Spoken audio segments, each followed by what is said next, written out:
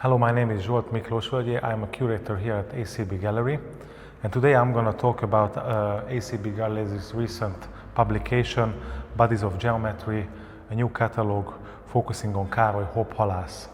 Today, when we speak of the neo-avant-garde in Eastern Europe, we often focus on the heroic gestures of the 1960s, 70s, conceptual art, body art, land art, practices that resisted the cultural policies of socialist states and redefined what artistic autonomy could mean under surveillance. However, an equally important yet less explored chapter of post-war Hungarian art is a turn to Neo-Geo in the late 1980s and early 1990s. This was a moment when artists revisited geometric abstraction, minimalism, and post-conceptual painting in response to both local and global transformations.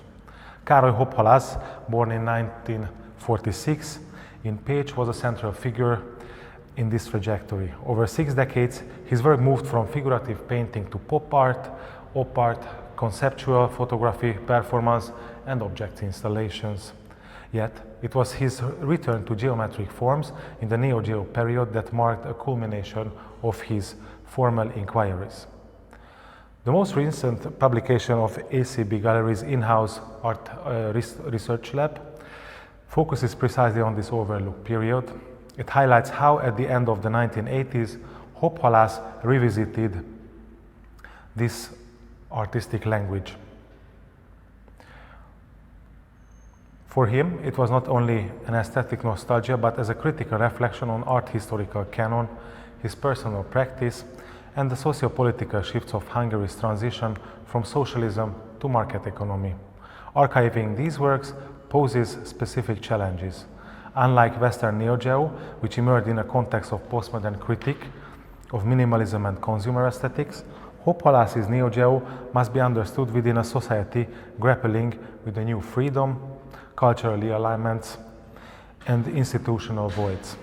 Much of his art was produced in fragile conditions, undocumented, or often dispersed across private collections and institutes, making its reconstruction today an act of historical recovery. These books feature various analytical studies from Kata Balázs, art historian at ACB ResearchLab, or Katalin Aknai, who also contributes a text interwoven with personal memory and scholarship. Art writer Gyula Muskovics offers a queer reading of Hopp-Halász's Open Geometry series. These assemblages juxtapose monochrome surfaces and dotted paintings with large-scale black and white photographs of male body parts.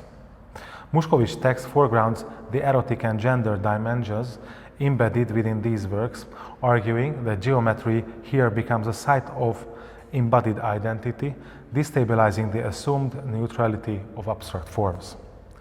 This queer dimension has rarely been addressed in Eastern European art historiography, which has tended to prioritize political readings of avant-garde gestures, often sidelining sexuality and gender as critical frameworks. The inclusion of this perspective thus challenges dominant historiographies, opening new interpretative pathways in the discourse of Eastern European art history. Another key feature of this publication is the inclusion of an unpublished 1989 interview with Hopp-Halász conducted by Ágnes Gyetvai for the Soros archive. This dialogue illuminates the artist's thoughts on his geometric turn, offering a rare first-person account that shifts our understanding from mere formal analysis to historically embedded practice, negotiating censorship, self-expression, and existential inquiry.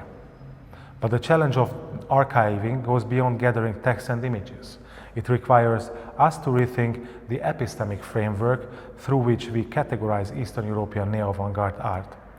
How do we avoid reading Hopp-Halász's Neo-Geo merely as a derivative echo of Western movements? How do we account for the specific material conditions, institutional infrastructures, and ideological contexts that shape these works? These are the primary questions of this catalogue, and this is something I would really like to continue, and perhaps the Visegrad project could be a very good step to move on this.